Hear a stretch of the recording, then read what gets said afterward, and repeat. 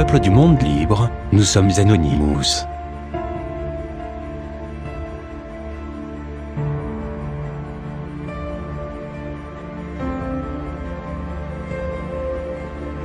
Vous vous êtes peut-être déjà posé la question, vous avez du mal à caser notre mouvement, à le définir?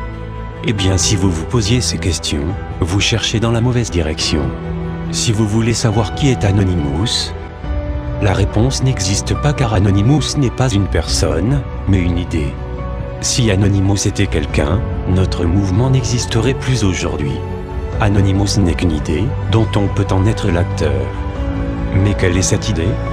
L'idée Anonymous peut être définie par deux mots, liberté et justice. Deux mots qui sont en réalité des valeurs. L'une, qui n'est pas la fausse liberté manipulatrice de notre société, et l'autre, qui n'est pas celle d'une justice où l'argent fait si facilement basculer la balance. Ce sont en effet des mots que nous avons entendus toute notre vie.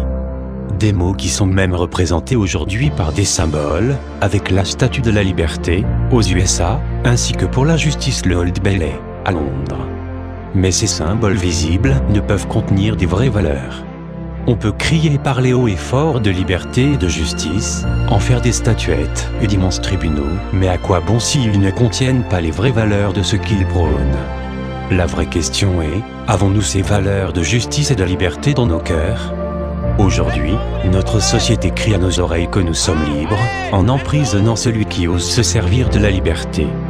Notre système se dit juste, quand il fait de l'argent une valeur prioritaire et supérieure à celle de l'homme, et démocratique lorsque c'est par les armes que l'on vient démocratiser les autres pays.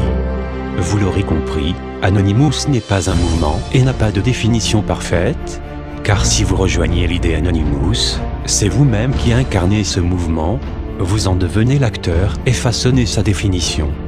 Maintenant à vous de faire la part des choses, car mettre un masque ne fait pas forcément de nous des acteurs de l'idée Anonymous.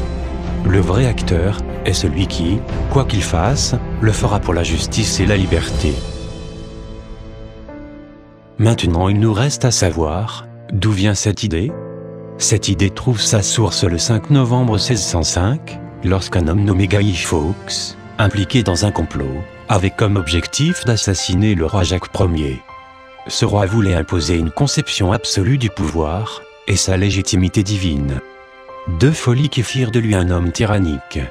Guy Fawkes échoue et se fait capturer ce 5 novembre et torturé dans d'atroces souffrances pour qu'il dénonce ses complices. Après avoir été affaibli par la torture qu'il a subie, il fut pendu le 31 janvier 1606 devant une foule qui, ignorante, se réjouissait de cette pendaison. Officiellement, notre mouvement a repris le masque de Guy Fawkes dans les années 2000, qui en est devenu l'icône dans la lutte pour la liberté et la justice.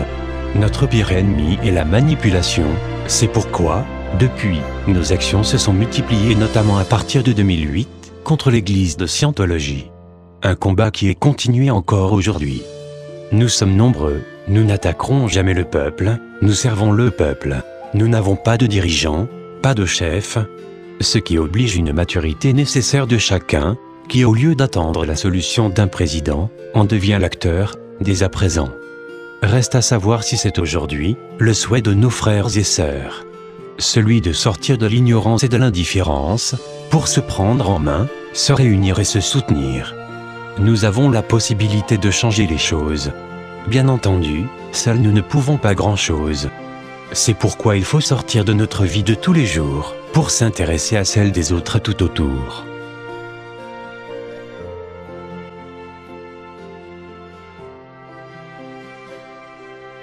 Nous sommes Anonymous, nous sommes Légion, nous ne pardonnons pas. Nous n'oublions pas. Redoutez-nous.